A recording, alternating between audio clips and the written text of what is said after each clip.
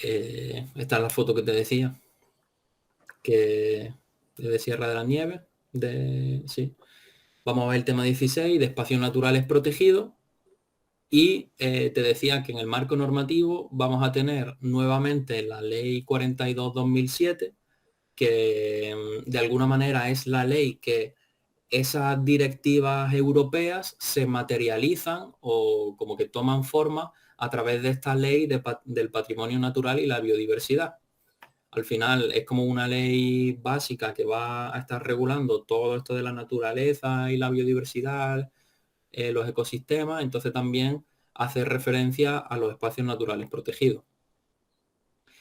Tenemos también la ley 30 de 2014, que es una ley más concreta de los parques nacionales, también es una ley de ámbito estatal. Y luego, dentro de nuestro marco autonómico, tenemos la ley 2 de 1989, que regula los espacios naturales protegidos de Andalucía. O sea, que sería como la más interesante para nosotros, pero que siempre va a tomar como referencia a la normativa básica del Estado, que es esta 42 de 2007. Y el decreto 95 de 2003 es interesante también porque regula la REMPA. La REMPA es la Red de Espacios Naturales Protegidos de Andalucía. Entonces es interesante también tenerla sobre el mapa porque es un decreto importante. El decreto 95 de 2003 que regula la REMPA. Bueno, vamos a hacer una introducción a los espacios naturales protegidos. En general pueden ser lugares relacionados a marítimos terrestres o mixtos que tienen un régimen de protección y eso, ¿no? Pues pueden estar asociados tanto a las áreas marítimas como a espacios continentales o incluso puede haber un espacio natural protegido que en parte esté sobre el suelo físico y parte de su ecosistema o de su espacio natural protegido también se meta dentro del mar. ¿Y esto por qué es interesante? Los espacios mixtos. Bueno, con carácter general, los espacios naturales protegidos del mar, todo lo que tiene que ver con el mar, generalmente es competencia del Estado. Pero los casos en los que haya un espacio natural protegido que tenga una vinculación física con el espacio natural protegido de la Tierra, que sea terrestre, cuando hay una conexión ecológica, en este caso la gestión y la competencia va a ser de la comunidad autónoma. Entonces, si es marítimo exclusivamente, va a ser del Estado, pero si es mixto, pues también va a ser interesante para la comunidad autónoma.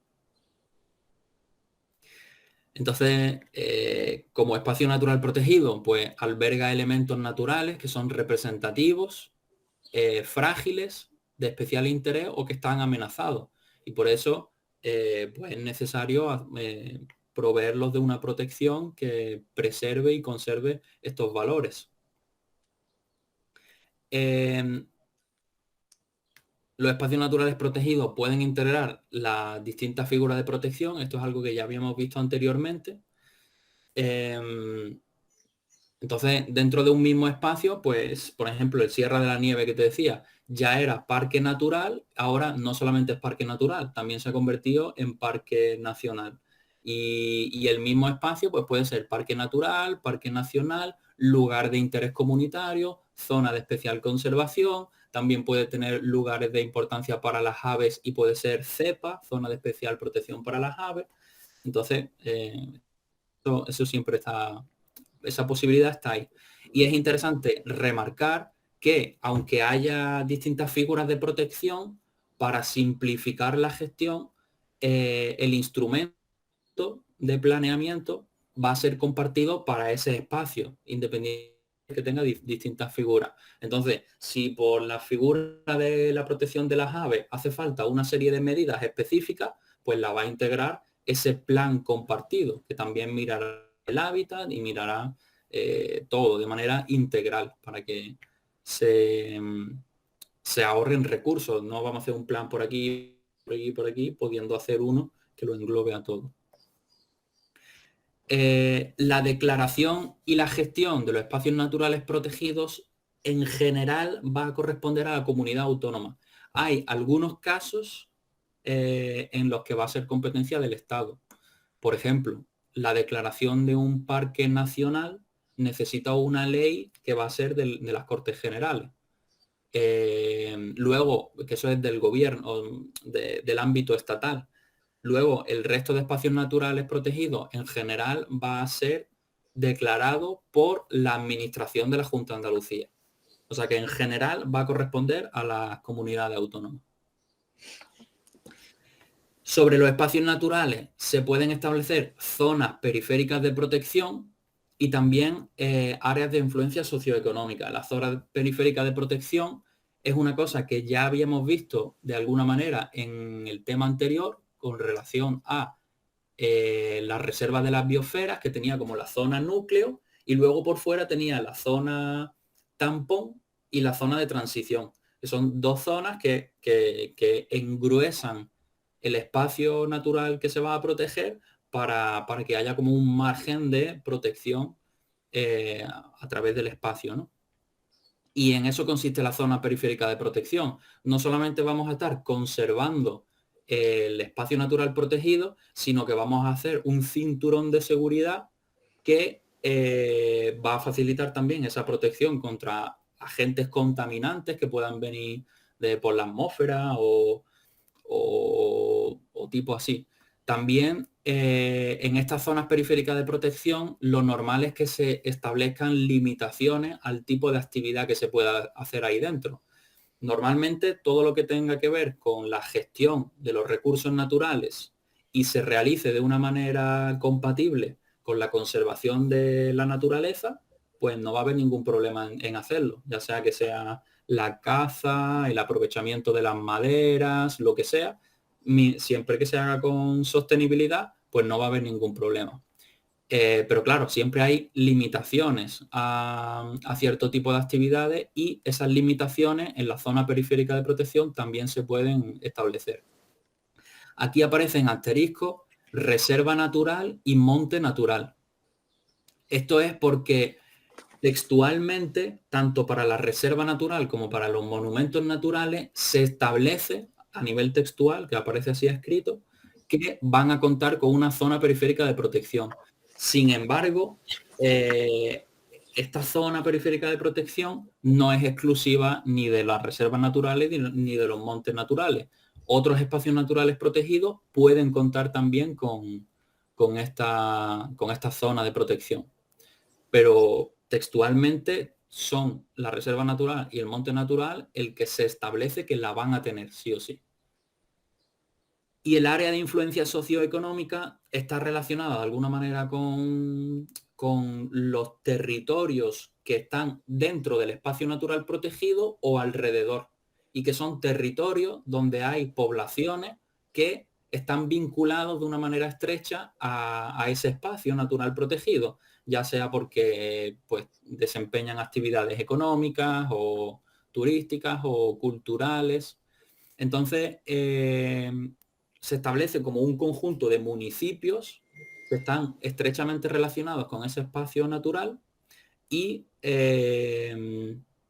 y bueno, son de alguna manera como que en ese conjunto de municipios se va a intentar promover un desarrollo sostenible que beneficie tanto al espacio natural protegido, pero también que promocione de alguna manera pues la riqueza natural, cultural y económica de estos municipios que están asociados.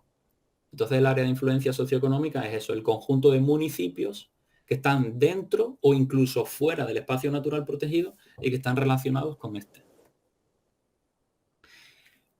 Bueno, entonces, si sabemos qué es un espacio natural protegido, ¿cuáles son las figuras que puede tener de protección? Pues teníamos las de carácter internacional, que ya la habíamos visto, los humedales Ramsar, el Patrimonio Mundial de la UNESCO, los geoparques de la UNESCO, las reservas de la biosfera de la UNESCO, las zonas de especial protección, que son de importancia para el Mediterráneo, y también las áreas marinas que están asociadas al convenio OSPAR, que es del Atlántico nordeste, nordeste, sí, porque el Atlántico lo tenemos a la izquierda, pero es de nuestra parte. Pues de un lado está América, ¿no? Estados Unidos, por la parte izquierda más occidental, y de la parte más hacia la derecha, la parte más oriental del Atlántico, pues estamos nosotros, que ese es el nordeste, ¿no? Del Atlántico. La parte superior derecha del Atlántico somos nosotros. España, Francia, Reino Unido, todo eso. Vale, que tengo un mapita por aquí. Le he hecho un vistazo.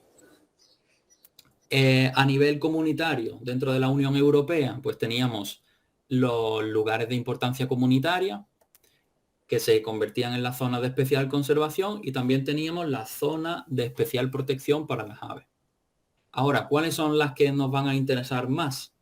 Pues las nacionales, que teníamos el parque, o tenemos el parque nacional, la reserva natural, el área marina protegida, el paisaje protegido, el monumento natural. Y las andaluzas, tenemos el parque natural, el paraje natural, parque periurbano, la reserva natural concertada y la zona de importancia comunitaria, que en realidad viene a ser el equivalente de lugar de importancia comunitaria.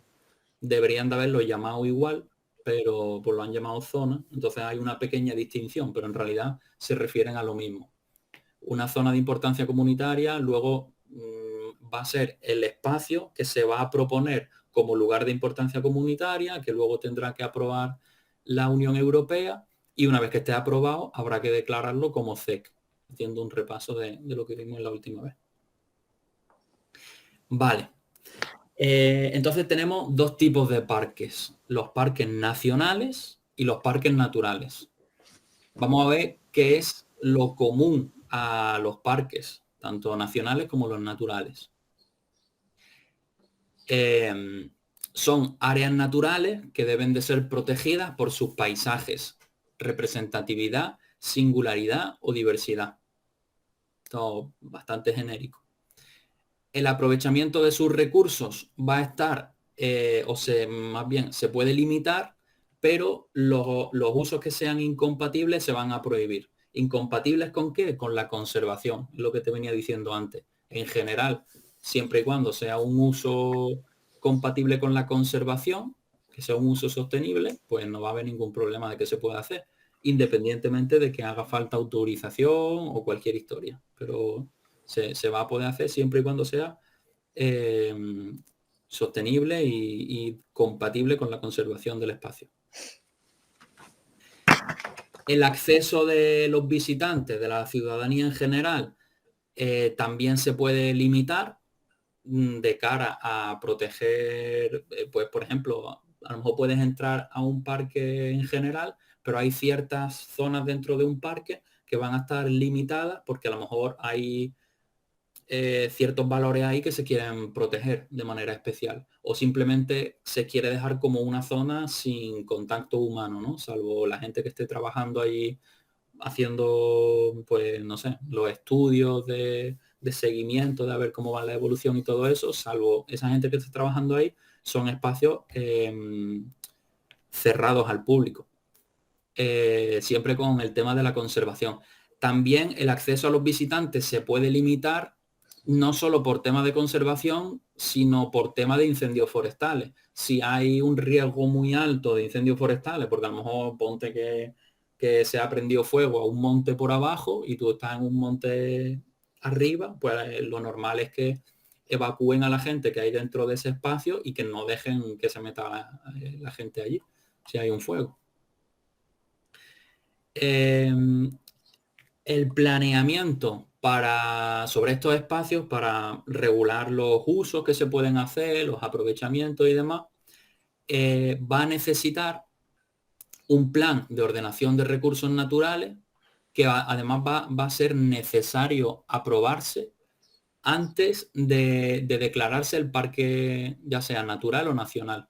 Cuando nosotros queremos que un espacio natural que ya existe, queremos que tenga la etiqueta de parque nacional o de parque natural, va a ser necesario que primero digamos, bueno, este es el espacio, tenemos estos recursos, los antecedentes históricos son estos, aquí se hacía este tipo de actividad, no sé qué, hacemos como un estudio del espacio y hacemos un primer paso hacia la ordenación de esos recursos naturales. Y una vez que ya tenemos este PORM previamente aprobado, ya sí se puede declarar el espacio como parque nacional o natural. Esto es con carácter general. Existe la posibilidad también que declares el parque como nacional o como natural directamente y te pongas la coletilla o la obligación de que en el plazo máximo de un año desde que se haya aprobado, pues que tú tengas que tener ese documento de planeamiento listo. Es como una excepción que hay. Y una vez que tienes también este plan de ordenación de recursos naturales, podríamos decir de alguna manera que el PORN hace una ordenación genérica del espacio para que nos entendamos y luego el plan rector de uso y gestión ya sí como que nos va a concretar más en los usos que se pueden hacer y de qué manera se va a gestionar ese espacio. Si hace falta autorización por algún lado, o este tipo de actividades se puede hacer por aquí no. Podríamos decir que el plan rector de uso y gestión es bastante más concreto y este PRUG es el plan que va a incorporar luego las actividades que la administración quiera hacer.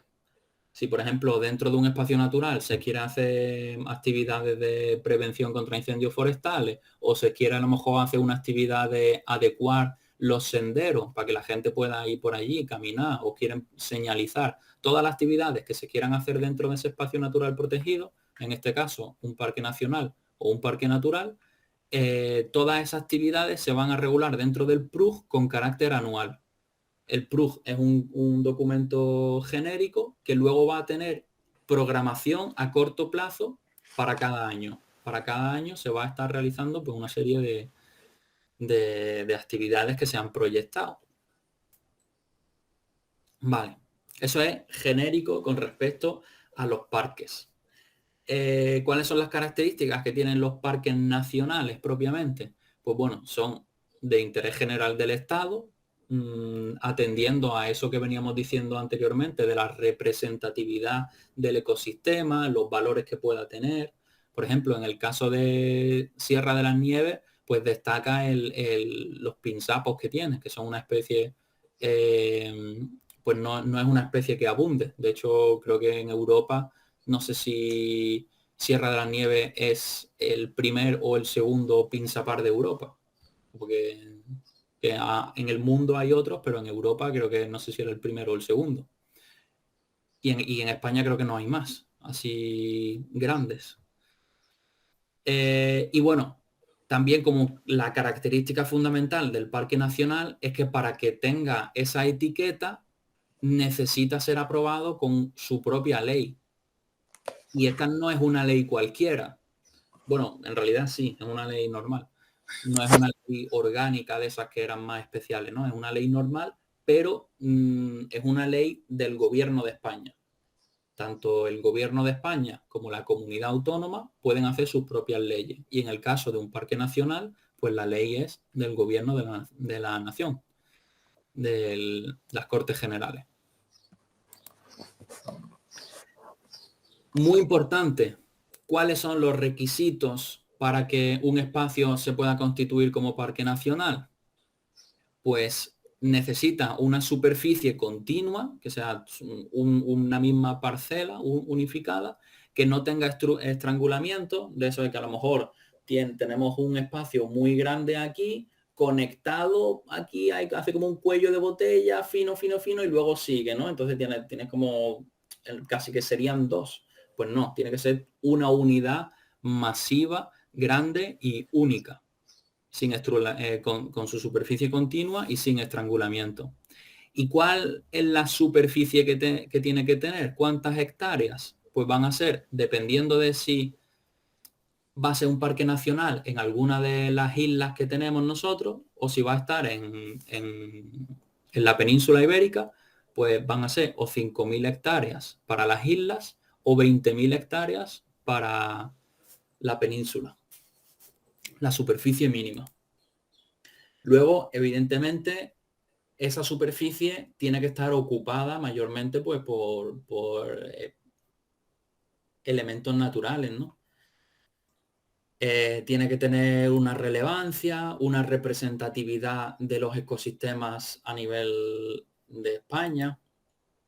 Y se nos dice que no puede contar con actividades o instalaciones que no estén integradas dentro de los planes de ordenación y dentro de los planes rectores de uso y gestión.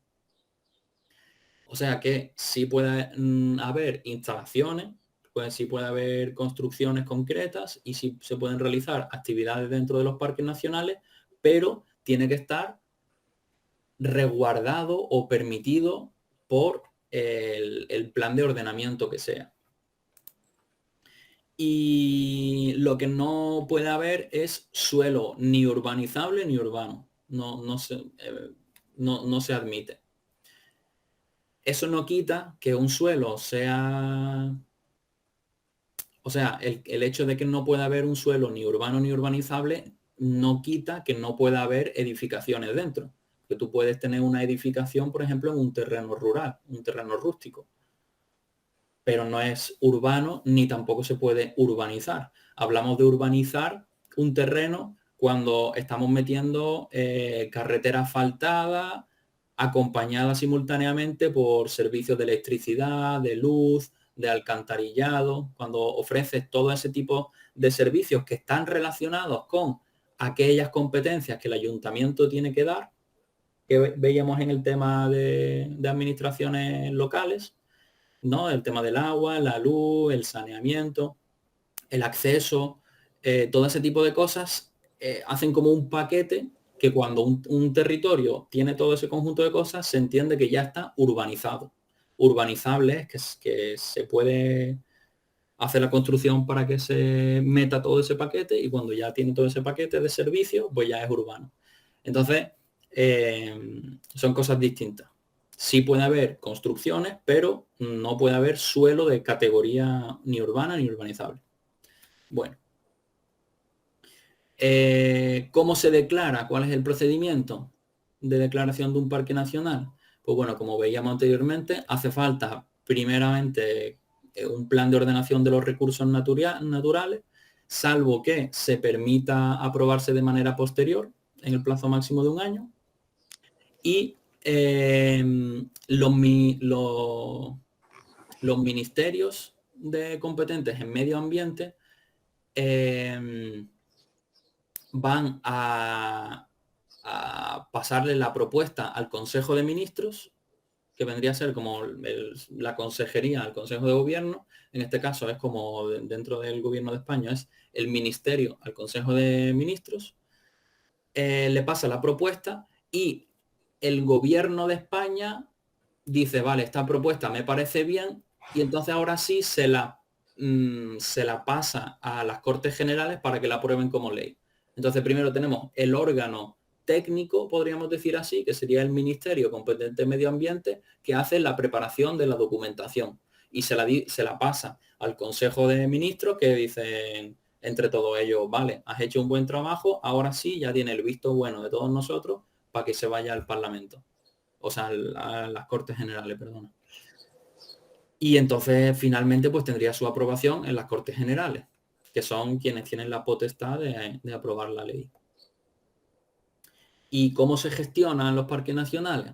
Pues en general van a ser las comunidades autónomas en sus propios ámbitos territoriales las que gestionen estos espacios. En los espacios marinos que no tengan continuidad ecológica con el medio terrestre va a ser el Estado, y si sí la tuviera, pues por un lado habrá que justificarlo científicamente, no vale solamente decirlo, hay que justificarlo científicamente, y en ese caso, siempre y cuando sea un espacio mixto, porque hay continuidad entre el medio terrestre y el medio marino, pues también corresponderá la gestión a la comunidad autónoma.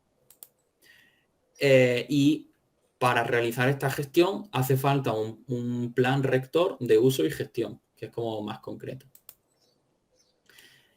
Con carácter general, en el Parque Nacional no se puede ni cazar ni pescar, porque es incompatible.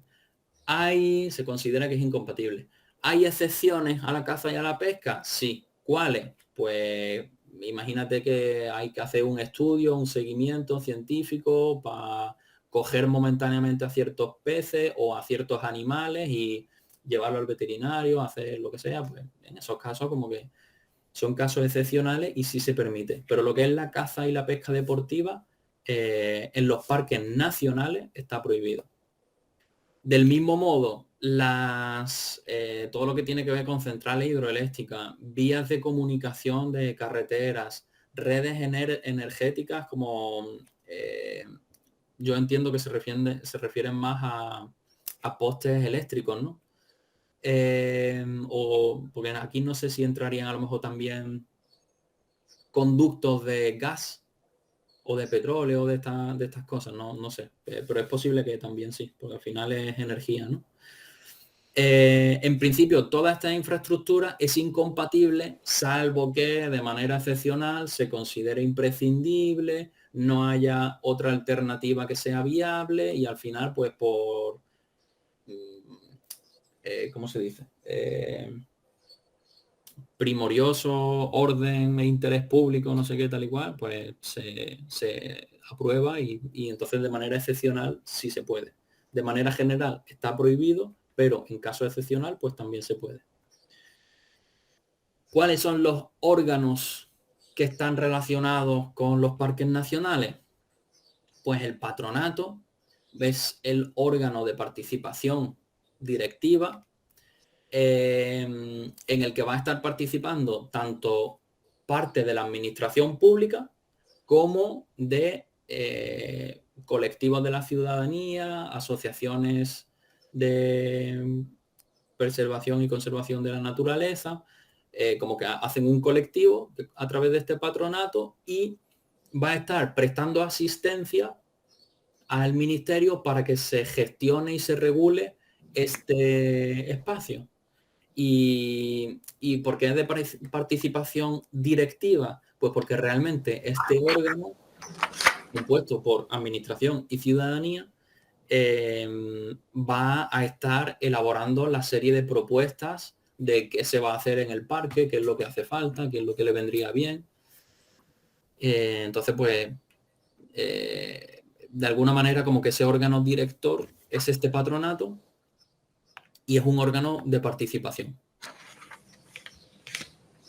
Bueno, aquí tenía puesto un asterisco que pone Consejo de Participación y es porque, como veremos más adelante, existe la posibilidad que dentro de un mismo espacio natural protegido tengamos un parque natural y también un parque nacional. ¿Dónde pasa eso? Pues pasa en Sierra Nevada, pasa en Doñana y también ha pasado en Sierra de la Nieve. Los parques naturales tienen su propio órgano de gestión y de participación, que en vez de llamarse patronato se llama junta rectora. ¿Qué es lo que pasa? Que no vamos a tener dos órganos haciendo la misma función.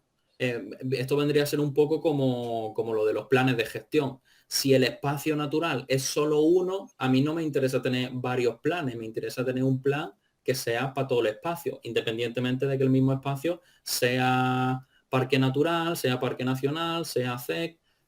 Entonces va un poco en la misma línea. Aunque originalmente el Parque Nacional tiene su propio órgano, que es el patronato, y el Parque Natural tiene su propio órgano, que es la Junta Rectora, como la función es la misma, lo que se establece es que dice que los parques nacionales, o sea, donde vaya a haber patronato y Junta Rectora, al final lo que hace es como que se fusionan, por así decirlo, y en vez de tener patronato o junta rectora, pues lo que se tiene es un consejo de participación. Y de esa manera estamos evitando que haya dos órganos con la misma función.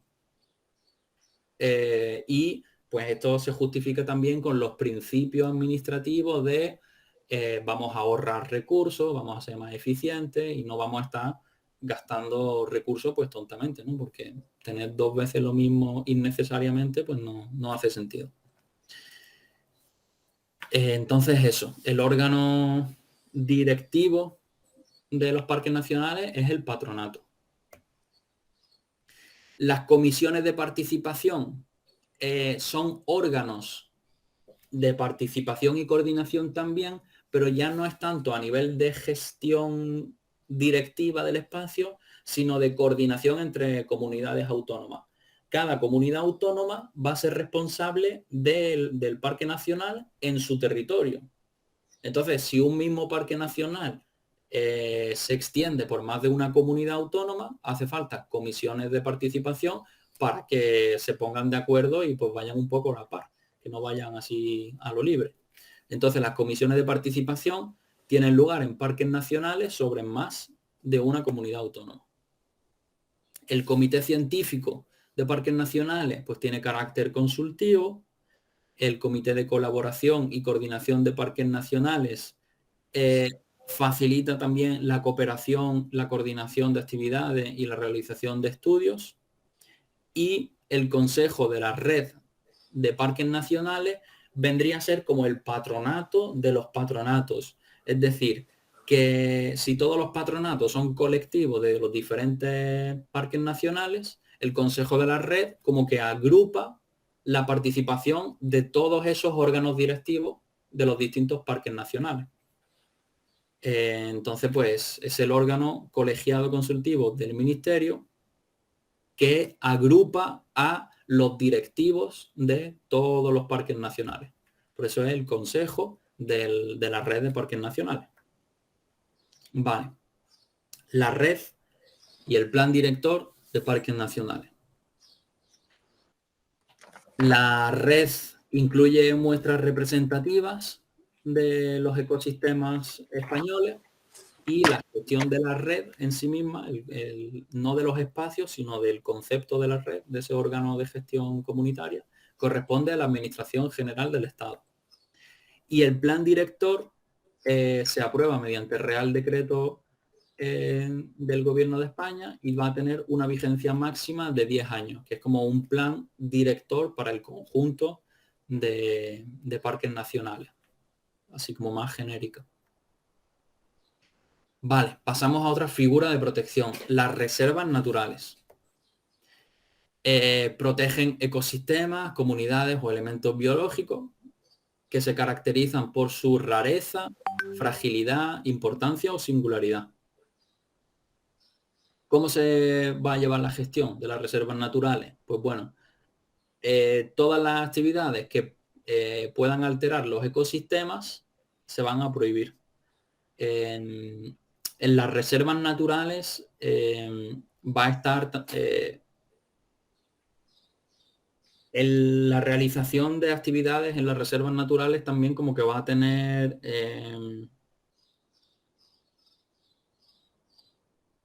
digamos así como mayores limitaciones que para el resto de espacios naturales protegidos. Como que es una reserva, entonces como que especialmente vamos a reservarlo para que se mantenga su estado silvestre en las mejores condiciones. Entonces aquí tenemos otra vez lo de que la caza y la pesca están prohibidas y la explotación de los recursos está limitada y condicionada también a su compatibilidad con la conservación. Y la recolección de material va a estar prohibida de manera general, salvo que se autorice pues ya sea reglamentariamente o en el momento un agente de medio ambiente, pero eso como que si tú quieres a lo mejor ir para llevarte una piedra, aunque sea una piedra, pues en principio no vas a poder. Si quieres llevarte una planta, pues en principio tampoco vas a poder. Luego también hay excepciones que, bueno, si son quieres sacar una planta porque es necesario para un programa de recuperación de una especie concreta, pues siempre hay excepciones que permiten, ¿no? Pero con carácter general, todo en la reserva natural va a estar bastante limitado.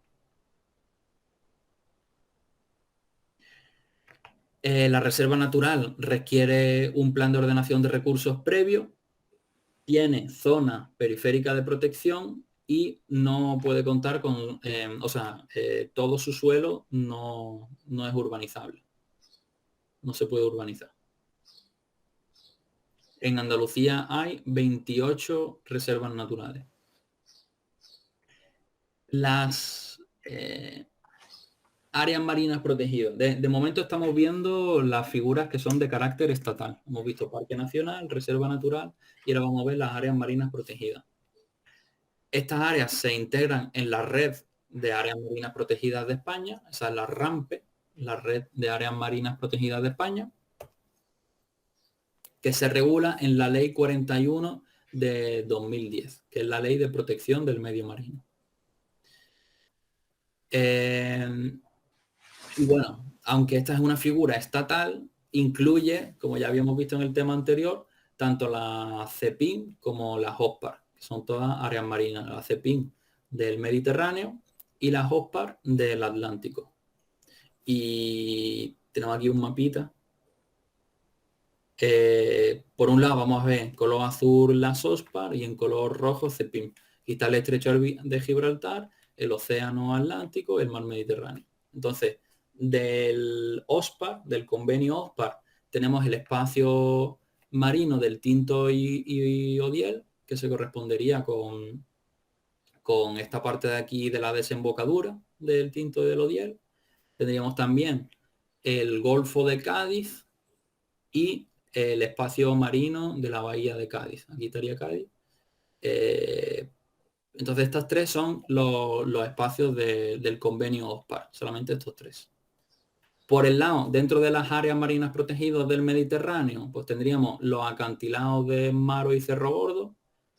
Tendríamos la isla de Alborán, que estaría por aquí bastante tirando incluso más para África que para nosotros. Tendríamos Cabo de Gata Níjar y también en los fondos marinos del Levante almeriense, que estarían por aquí. Los acantilados esos que estarían en Málaga. Sí, están entre Málaga y Granada. Málaga y Granada. Están, sí, en Maro, muy cerquita de Granada. Si esto es la Sarquía, pues debe estar o por aquí o aquí, yo creo, sobre todo. Cabo de Gata Níjar por aquí y los fondos marinos por aquí. Que creo que en estos fondos marinos del Levante almeriense, creo que es donde hay mucha, y por Cabo de Gata no lo sé, pero creo que aquí en el Levante almeriense creo que es donde hay mucha pradera submarina, de esta de Posidonia oceánica, que tenía un proyecto LIFE de conservación y recuperación. La Posidonia esa era una alga, ¿no? Algo de hecho. Sí, pues en realidad, por fotos que he visto es como si fuera césped marino. Sí, sí, exactamente. Creo que esos son algas, sí. Que estaba pensando más como en otro tipo de algas que son, que no son así como tan plantas, pero sí. Vale. Los monumentos naturales también son una figura del Estado, es una figura nacional, pero luego vamos a ver que hay una normativa propia de Andalucía que lo regula. Entonces también tiene como un guiño ahí que es importante. Y sobre todo esto de aquí, los monumentos naturales pueden ser tanto espacios grandes como territorios, podríamos decir, espacios, o simplemente un elemento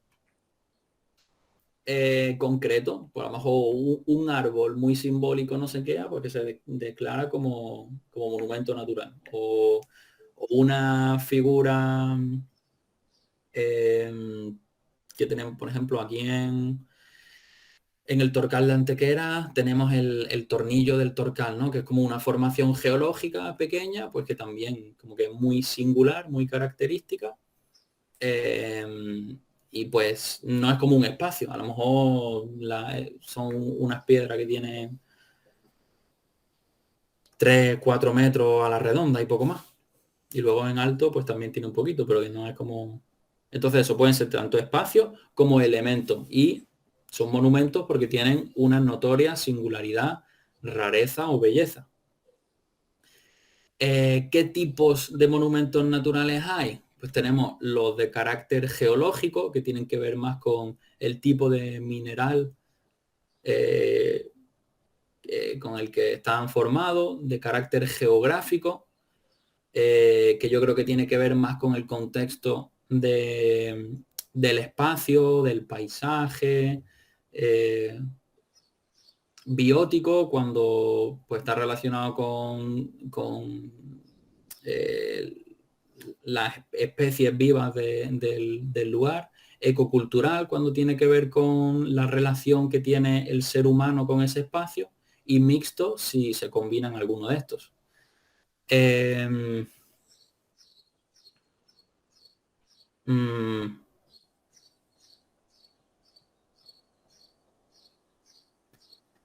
eh, a nosotros una vez creo que nos pusieron una trampa, si no recuerdo mal, que era tipo como que nos decían, ¿qué tipo es? ¿Biológico, biótico, no sé qué, tal y cual?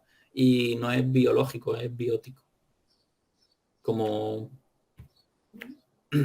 para que lo tengas en cuenta.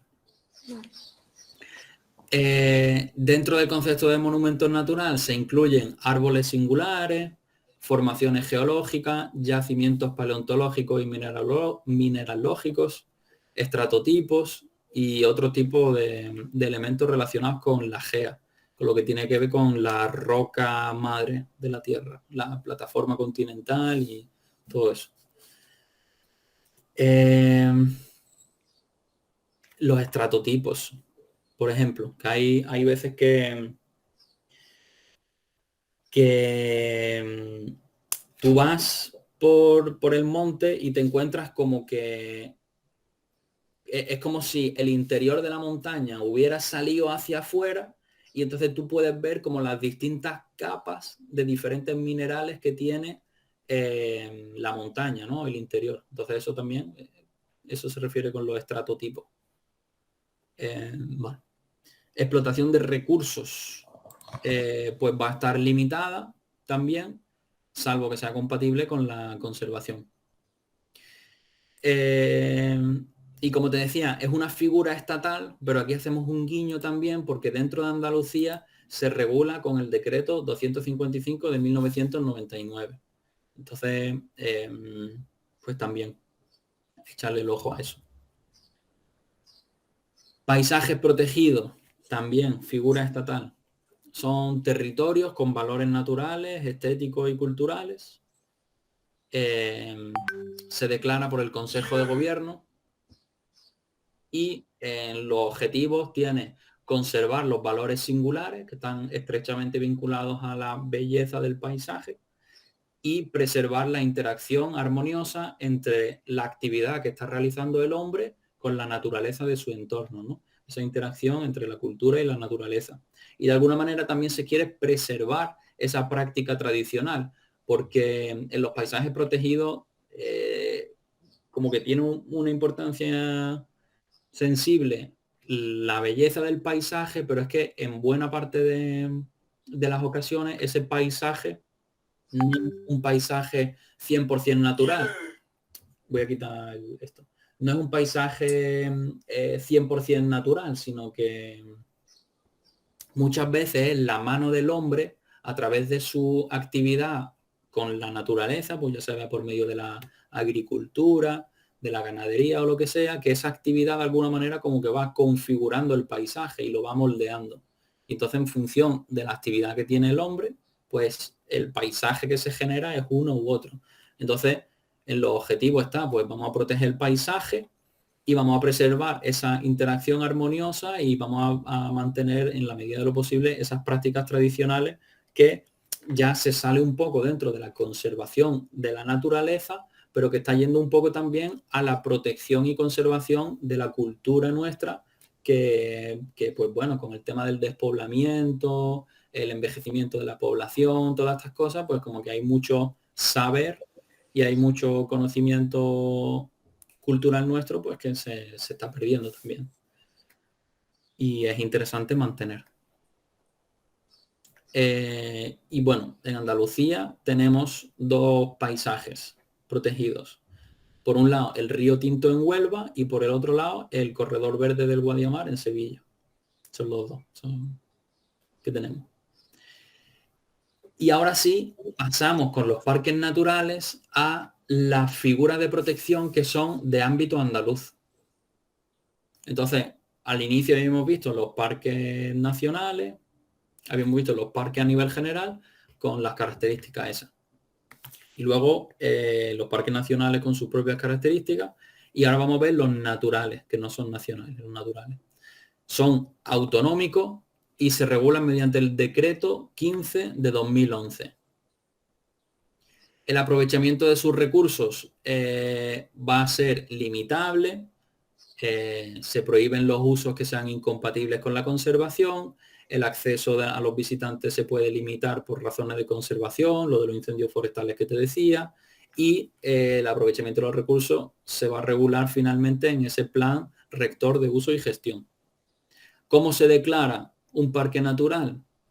Pues va a ser, bueno, es cierto, previamente necesita ese plan de ordenación de recursos naturales, igual se permite de manera excepcional, de manera posterior, en el plazo máximo de un año, y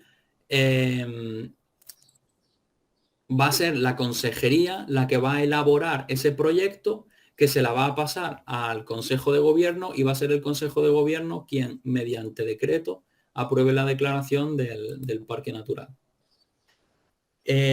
Andalucía tiene 24 parques naturales y un ejercicio, porque yo no sé si he incluido en el, no lo recuerdo, yo no sé si he incluido dentro del temario el mapa, porque yo creo que eso fue una cosa que hice a mano, pero yo creo que es interesante coger un mapa mudo de Andalucía, un mapa, un segundo, mudo de Andalucía, y voy a ser más específico, un mapa físico mudo de Andalucía.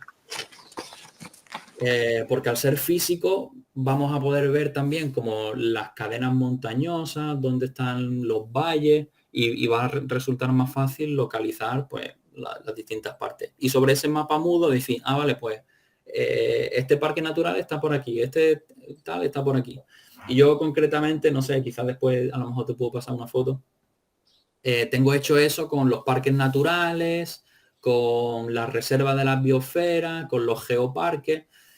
Hay una barbaridad de espacios naturales protegidos. Habrá gente que se estudie más, que se estudie menos.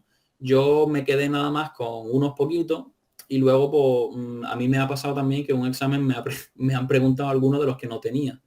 Que al final luego en la oposición el problema es que tú puedes ir como de lo básico a lo profundo hasta a cogerlo todo, y siempre es más fácil en la primera etapa pues como que ir con pasos firmes, seguros y avanzando progresivamente. Querer metértelo todo en la memoria del tirón es complicado, o sea, es muy complicado. Entonces, como ejercicios son buenos, yo creo que es algo a lo que hay que aspirar, pero evidentemente hay que dar pasos pequeños. Y bueno, es un ejercicio interesante que está bien porque no sé, además como que es otro tipo de ejercicio, ¿no? El hecho de ponerte con el mapa, como que te sales un poco de ese estudio de letras, así y todo, y es interesante también. Da un poco de... Como tengo impresora, creo que lo puedo hacer. Bien, genial, porque es un ejercicio interesante. Ha salido la alerta, pero creo que todavía quedan unos cuantos minutos, podemos seguir. Vale. Los parques periurbanos. Son espacios naturales que están próximos a los núcleos urbanos y que atienden las necesidades recreativas, de esparcimiento de la población. De alguna manera, pues acercan la naturaleza más, si cabe, a esos núcleos urbanos.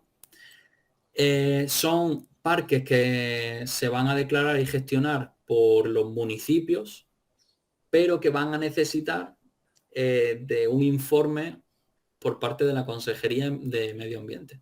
Entonces, la declaración y la gestión de los parques periurbanos se va a realizar por el municipio, pero requiere ese informe de la Consejería de Medio Ambiente. Sigue siendo como una figura de carácter autonómica andaluza. Y los aprovechamientos los va a estar dando la consejería. Aunque sea el municipio el que declara ese espacio natural protegido, los aprovechamientos los tiene que autorizar la consejería.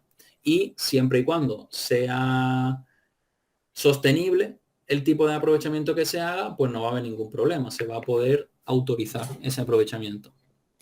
¿Qué son las reservas naturales concertadas? Pues bueno, son predios o fincas de menor entidad, van a ser más pequeñitas, que merecen una protección singular. Pueden ser fincas privadas. Y yo no sé si habrá algún ayuntamiento que tenga un predio privado que lo haga, o sea, que en realidad no, porque si es privado del ayuntamiento ya es público. Pero bueno, yo realmente creo que estas reservas naturales concertadas son, yo creo que, es, que en su totalidad, terrenos privados de personas, más o menos grandes, que de alguna manera como que están comprometidos con la conservación de la naturaleza y dentro de sus propios terrenos, pues como que se comprometen a hacer labores de conservación. Entonces hay una serie de procedimientos que tienen que realizar para que tengan esta etiqueta, esta categoría. Y bueno, aunque sea una reserva natural concertada, lo mismo tú puedes ir y visitarla o no, porque si es privada y la persona simplemente genera esta reserva donde se sabe que pues si a lo mejor hace falta un tipo de especie de tal ecosistema y se está perdiendo, pues se puede consultar y hacer uso de esta reserva privada para labores de repoblación y todo eso. Pero bueno, que quede claro eso, que la reserva natural concertada pueden ser fincas privadas y yo creo que en la práctica, de hecho, creo que son fincas privadas, de terreno de gente. La declaración y la gestión le corresponde al municipio correspondiente y requiere informe también de la Consejería de Medio Ambiente. En Andalucía tenemos la Laguna de la Paja, la Charca de Suárez en Granada, el Puerto del Moral en Huelva, la Cañada de en Sevilla, la dehesa de abajo en Sevilla también. Y yo creo que era una de estas, que yo había, como que me había puesto en el mapa, entonces yo sabía si estaba en una provincia o si estaba en otra, y sin embargo creo que en el examen oficial pusieron una pregunta de ¿cuál es la zona 1 que tiene no sé qué? Y es una reserva natural concertada. Y esta yo en el mapa no las tenía, entonces no supe contestarla. Fue una de estas. Bueno, también al ser lo de privadas, que tienen menor entidad, claro, pues yo le resté importancia. Pero eso es una... Es que son muchas y si son plantas, cuando te ponen plantas, eso es lo complicado y luego es la parte que tiene la oposición que lo mismo te preguntan una cosa que te preguntan la otra. Y por más que una cosa sea muchísimo más importante, luego en el examen va a tener la misma puntuación que la pregunta que sea una chumina. Bueno, los parajes naturales. Son espacios con excepcionales exigencias cualificadoras. Esto está aquí marcado en azul porque como que es curioso, ¿no? A veces te dicen cuál de todo, porque todos los espacios naturales como que siempre van a estar protegiendo pues, y promoviendo la preservación de los valores que tiene y todo. Pero de entre todos los espacios naturales protegidos, el que se dice que tiene excepcionales cualidades, por así decirlo, pues es el paraje natural. Que luego en realidad pues todos los espacios naturales protegidos van a ser excepcionales, ¿no? A su manera. Pero esta es su definición de paraje natural. Y se declara por ley del Parlamento andaluz. Una característica bastante importante, porque en general los espacios naturales andaluces los va a declarar el gobierno andaluz, el Consejo de Gobierno. Y sin embargo, los parajes naturales, pues hace falta una ley del Parlamento. Entonces es una característica bastante llamativa. ¿Qué actividades se pueden hacer en los parajes? Pues las actividades tradicionales, mientras sean respetuosas con el medio ambiente, se van a poder regular a través de un reglamento. Y en ese caso, pues sí se van a poder realizar. La caza va a estar prohibida, salvo que sea tradicional, sostenible y que venga contemplada en el plan de gestión correspondiente. Y el resto de actuaciones pues van a requerir un estudio del impacto ambiental que tenga y ir acompañada de la autorización. Ya sea una autorización que te expidan expresamente o que se te autorice de manera reglamentaria. Están esas maneras. Tú puedes tener una autorización con un papel que te autoriza tal cual o simplemente la ley ya contempla. Si cumple estos requisitos, estás autorizado. Entonces no te hace falta un papel, ya viene contemplado en la ley. Sería manera de estar autorizado. Y el ámbito territorial de los parajes naturales se puede ampliar. O sea, si el paraje natural está en el territorio, lo puedes ampliar, lo puedes hacer más grande, siempre y cuando sea con territorios que estén pegados para que siga siendo una sola unidad. Por eso son terrenos colindantes y además tienen que cumplir unas características adecuadas. No sirve de nada en un paraje natural añadirle un espacio donde a lo mejor hay un terreno urbano con fábrica o no sé.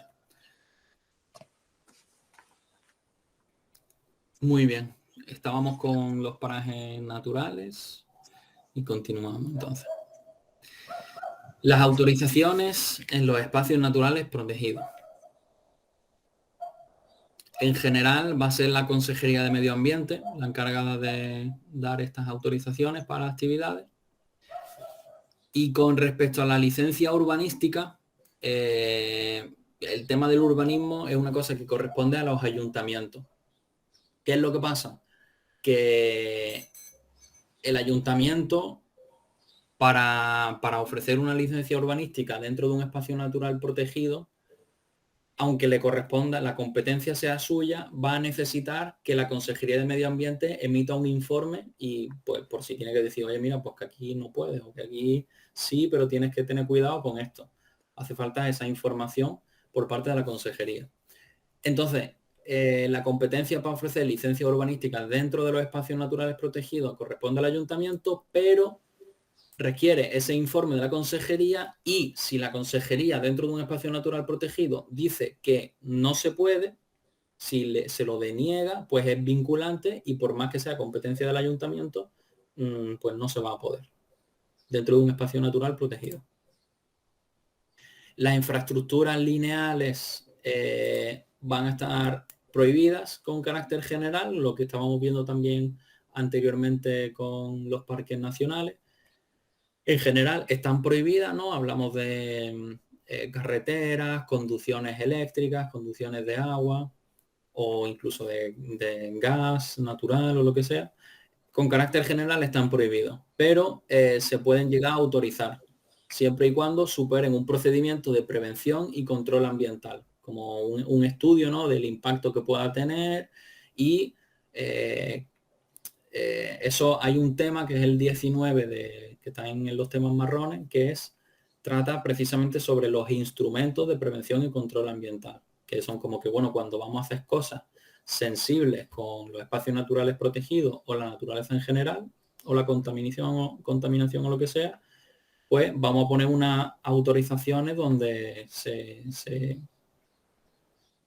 se prevea y se evite con anterioridad pues los desastres que puedan tener lugar. Entonces, hay una ley que es la ley JICA de gestión integrada y de control de la calidad ambiental, que se ve en el tema que te digo, el tema 19. Y esta ley tiene un anexo número 1 donde vienen todas las actividades que necesitan forzosamente un instrumento de control ambiental, un instrumento de autorización ambiental. Y hay muchos tipos que ya las irán viendo. Está la autorización ambiental integrada, la autorización ambiental unificada, la calificación ambiental, declaración responsable. Hay como varios instrumentos. Entonces nos está diciendo que, y bueno, una de las cosas que se regulan dentro de esa ley son las infraestructuras de tanto las carreteras como la conducción de agua, de electricidad, todas estas cosas que aplicarían aquí, ¿no? Entonces se nos dice que si por las características de la infraestructura lineal no estuviera contemplado dentro de este anexo, lo cual sería muy raro porque está prácticamente todo contemplado ahí, si no aparece, pues nos dice que aplicaría el instrumento de calificación ambiental. Si no aparece dentro de la relación del anexo 1, pues aplicará el instrumento de calificación ambiental. Esto te hará más sentido cuando en su momento pues veas el tema sobre estos instrumentos. Muy bien. Redes e inventario de espacios naturales protegidos. Vale, como que hemos visto las distintas figuras de los espacios naturales protegidos, hemos visto también los procedimientos genéricos para el otorgamiento de las autorizaciones y vamos a ver por encima también las redes y los inventarios que hay sobre espacios naturales protegidos. Tenemos la red de reservas de la biosfera española, que la reserva de la biosfera es un instrumento internacional, pero dentro de España pues tenemos una red con nuestras propias reservas dentro de España, ¿no? Entonces esta tiene un carácter internacional. La red Natura 2000 recoge los espacios del ámbito comunitario europeo. También es como una red de espacios naturales protegidos. Nosotros, dentro del ámbito de Andalucía, tenemos la que habíamos mencionado antes que se llamaba la REMPA, la Red de Espacios Naturales Protegidos de Andalucía, la REMPA, que es de ámbito andaluz, REMPA. Cositas sobre la REMPA. Se regula en ese decreto 95 de 2003, que era el que veíamos al principio en el marco normativo. Se crea y se regula en este... No, mentira, crearse no. Creo que crearse no.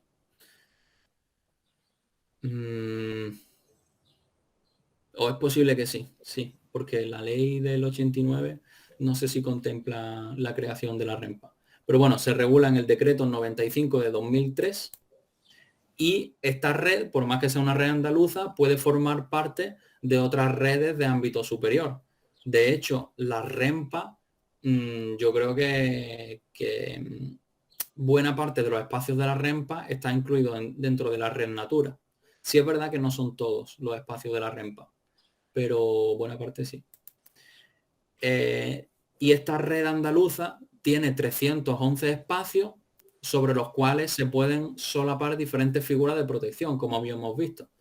A lo mejor de aquí la mitad de espacio tiene no sé cuántas figuras. Entonces, eso cuando dices tú, zonas de especial conservación hay no sé cuántas.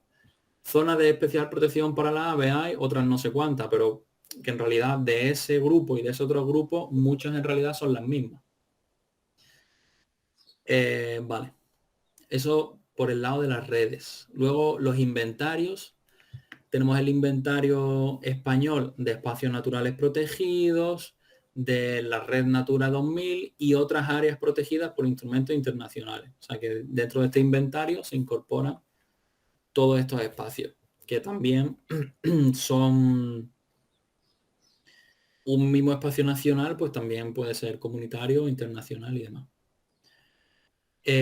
Por otro lado tenemos el inventario español de zonas húmedas, que está, si bien se podría haber integrado dentro del espacio del inventario de espacios naturales protegidos, pues como que se lleva por otro lado, como que por un lado, igual que veíamos en la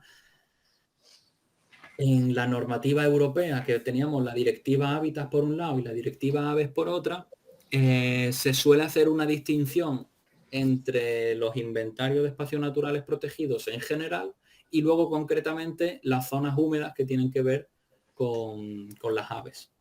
Entonces, en el caso de Andalucía, pues también tenemos el inventario andaluz de espacios naturales protegidos en Andalucía y el inventario andaluz de humedales, que vendría a ser el equivalente del de las zonas húmedas. Vale. Vamos a ver entonces ahora los órganos de participación. Los órganos de participación son los que vimos al principio en el caso de los parques nacionales. Son órganos compuestos de manera simultánea por parte de la administración pública, por funcionarios, y por otro lado, gente de los colectivos ciudadanos, ¿no? De las ONGs que tienen que ver con la conservación y todo esto.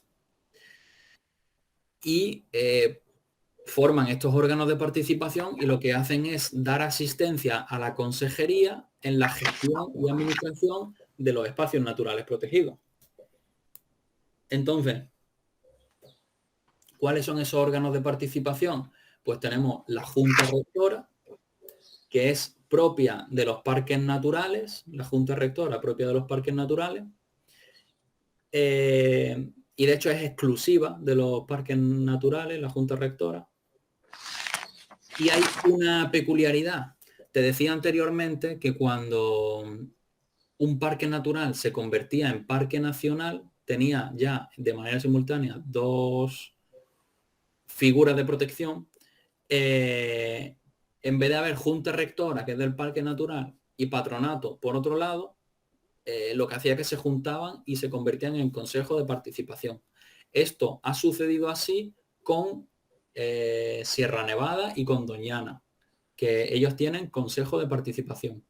Sin embargo, en Sierra de las Nieves, que se aprobó en 2021 como parque nacional, en lugar de tener un consejo de participación, como hubiera sido lo esperado, lo que se dice es que directamente la junta de rectora va a desaparecer y se va a constituir como patronato.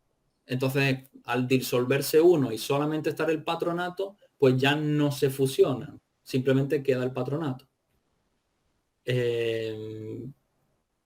Podrían haberlo hecho como en en Sierra Nevada y en Doñana, pero bueno, pues así lo han hecho. Entonces, Sierra de las Nieves tendrá un patronato.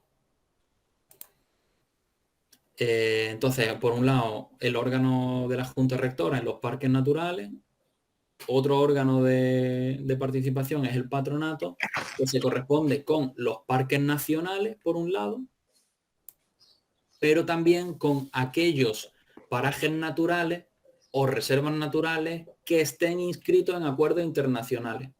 Es decir, que si tiene parque nacional va a tener patronato, salvo que se fusione con la Junta Rectora, no sé qué.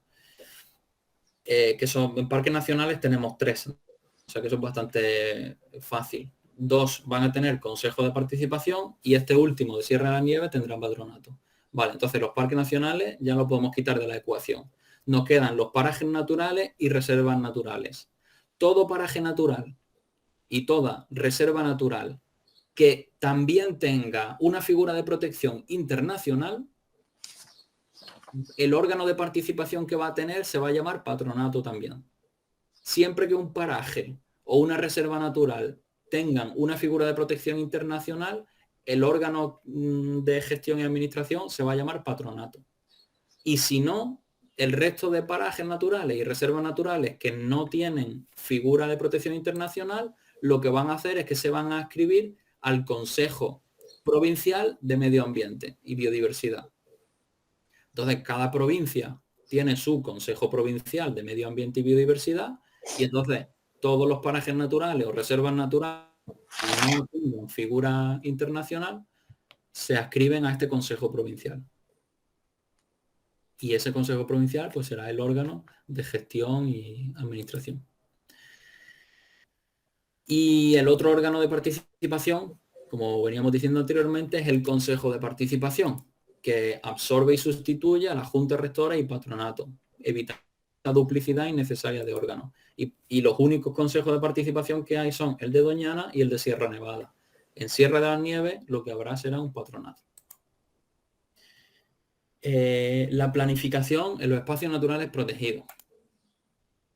Los planes de gestión permiten la ordenación y el aprovechamiento de los recursos naturales que tiene ese espacio natural protegido. Va a ser un único plan de gestión para el mismo espacio, independientemente de que tenga diferentes figuras de protección. Joder, va a quedar trillado ya eso, ¿eh? De tantas veces que se ha dicho y se ha repetido. Y los planes de gestión no van a ser necesario hacer un plan de gestión específico si un espacio natural protegido ya tiene un PON y un PRUG, porque concretamente el PON hace una ordenación previa, pero luego el PRUG es un plan rector de uso y gestión. Entonces, este PRUG ya cumple la función de un plan de gestión, que sería plan de gestión genérico. Hay distintos planes de gestión. Está el PRUG, está un plan técnico de ordenación forestal, un plan técnico de no sé qué, plan de incendios forestales, de prevención de incendios forestales, como son distintos planes que gestionan los espacios naturales. Vale. Concretamente, el plan de ordenación de recursos naturales es obligatorio en los parques nacionales, en los parques naturales y también en las reservas naturales. Ofrece una protección provisional en la tramitación y en la aprobación. En el momento en el que se está tramitando un plan de ordenación de recursos naturales, ya como que todas las actividades que se vayan a hacer ahí no pueden alterar el ecosistema. Eso es una vez que se está tramitando. Y en el momento en el que esa tramitación pasa al momento de la aprobación, sí que se sigue estableciendo como ese régimen de protección provisional en el que no se pueden alterar los elementos de los ecosistemas. Y era interesante porque cuando habla de la aprobación añade como extra también una referencia a los elementos geológicos. Como que al principio la protección es general y dentro de esa generalidad pues también se podría entender lo geológico, pero como que se explicita en esta parte de la aprobación. Y en esta parte de la aprobación también se nos dice que de manera excepcional, pues con el informe de la consejería, pues que sí podría llegar a alterarse el espacio natural protegido. Y bueno, este plan de ordenación de recursos naturales, quien lo aprueba es el Gobierno de Andalucía, el Consejo de Gobierno. El plan rector de uso y gestión tiene una doble aprobación. En un primer momento lo va a aprobar la Junta Rectora, esto siempre y cuando sea un parque natural, porque la Junta Rectora solamente está en el parque natural. Y una vez que la Junta Rectora haya hecho esa aprobación inicial, luego lo termina de aprobar el Consejo de Gobierno. Entonces, tanto el PORN como el PRUG lo aprueban el Consejo de Gobierno de Andalucía, pero en el caso de los parques naturales, el PRUG previamente lo aprueba la Junta Rectora. Y bueno, como te había mencionado anteriormente también, este PRUG incluye una programación anual de las actividades que se van a hacer. Y la vigencia que tiene el PRUG va a ser la que el mismo plan esté determinando. Ahora bien, lo normal va a ser que el PRUG tenga una vigencia de 8 años y que se pueda renovar por sucesivos periodos de 8 años. Eso con carácter general. O sea, siempre va a ser la que venga en el plan, que puede ser diferente de 8 años, pero lo normal es que sea de 8 años renovable y en el caso de los parques nacionales, como mínimo van a ser 10, entonces tampoco van a ser 8. Vale. Luego tenemos los planes de desarrollo sostenible, que de alguna manera son complementarios. Los planes de desarrollo sostenible de los diferentes espacios naturales protegidos, no todos los tienen, no todos los espacios naturales protegidos tienen este plan de desarrollo sostenible. Es un plan que también lo aprueba el Consejo de Gobierno y de alguna manera están complementando a esa ordenación que hace el PORN y que hace el PRUG, y lo que hace es que identifica los problemas que tiene la sociedad que está vinculada con ese espacio, ¿no? O sea, sería más bien un plan de desarrollo sostenible para ese área de influencia socioeconómica que veíamos al principio. Todo ese conjunto de municipios que está relacionado con el espacio natural protegido es el que va a estar viéndose afectado por este plan de desarrollo sostenible, que entonces lo que hace es identificar los problemas sociales y medioambientales y procurar actuaciones que resuelvan esas problemáticas que puedan haber y que promuevan un desarrollo sostenible de los espacios, de la economía, de la cultura, del medio ambiente. Ay, las cosas que se quedan fuera. Y el régimen sancionador que tenemos por aquí.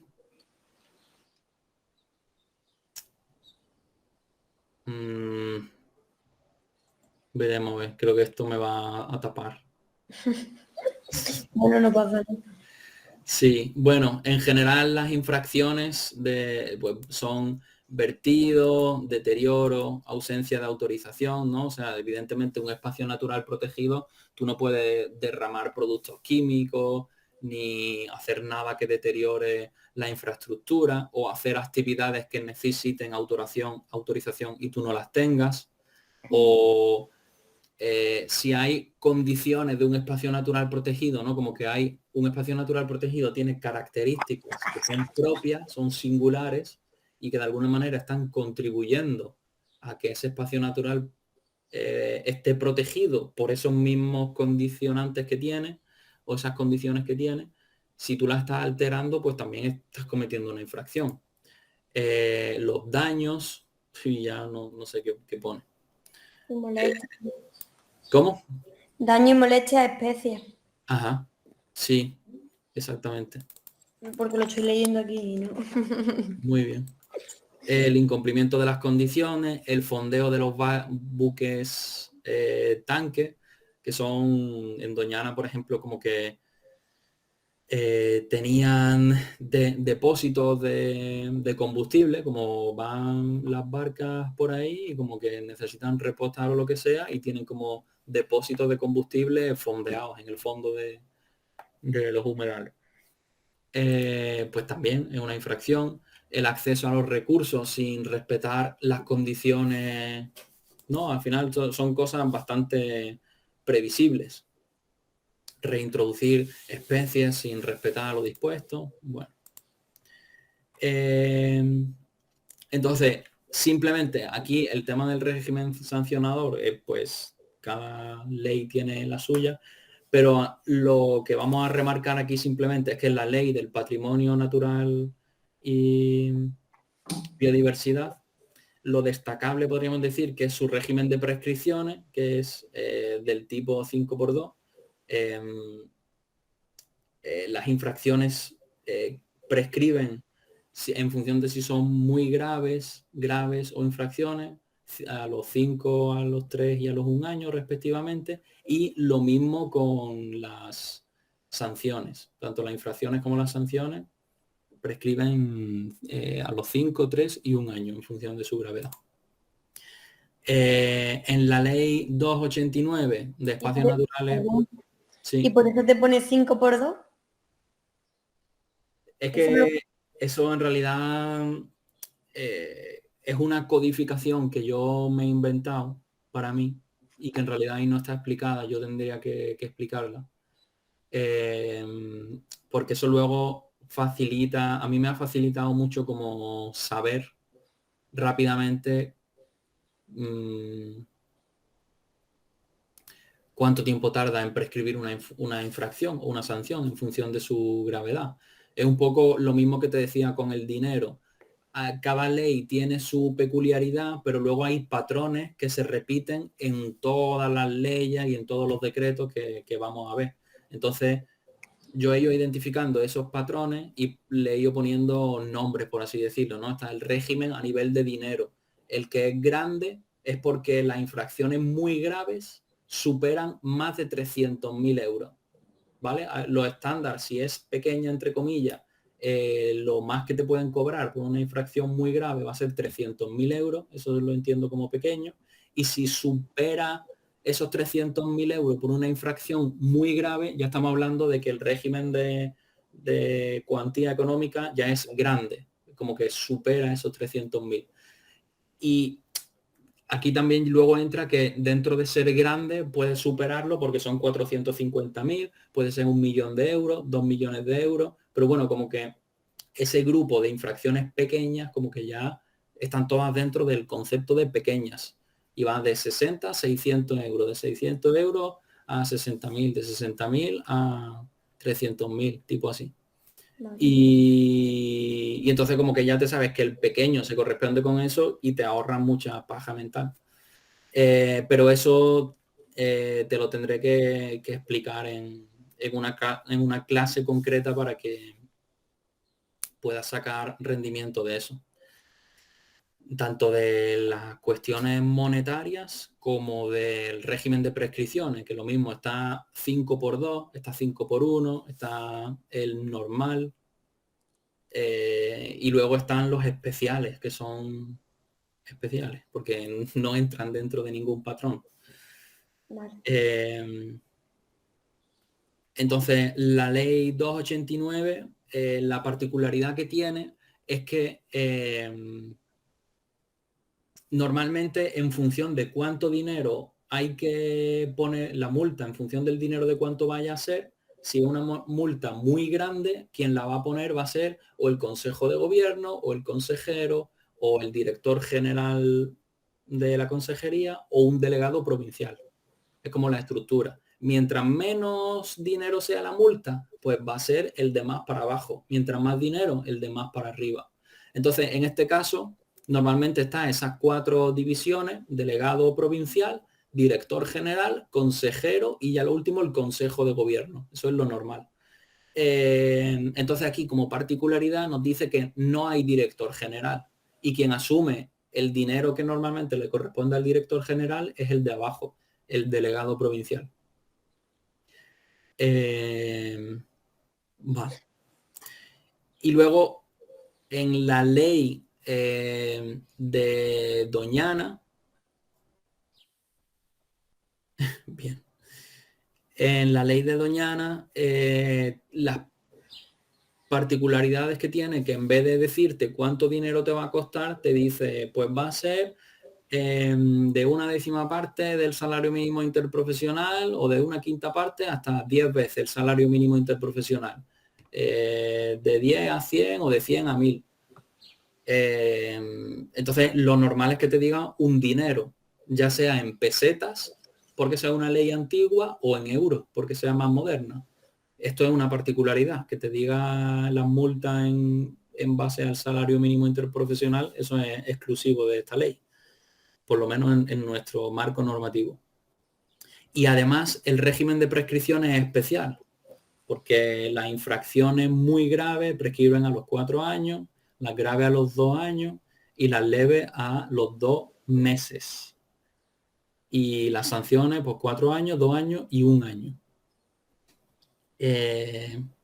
Y ya, como que dentro del régimen sancionador, esto es como lo más clave. Luego el resto es bastante ordinario dentro de lo normal. Y aquí habríamos acabado el tema, ¿sí? Vale.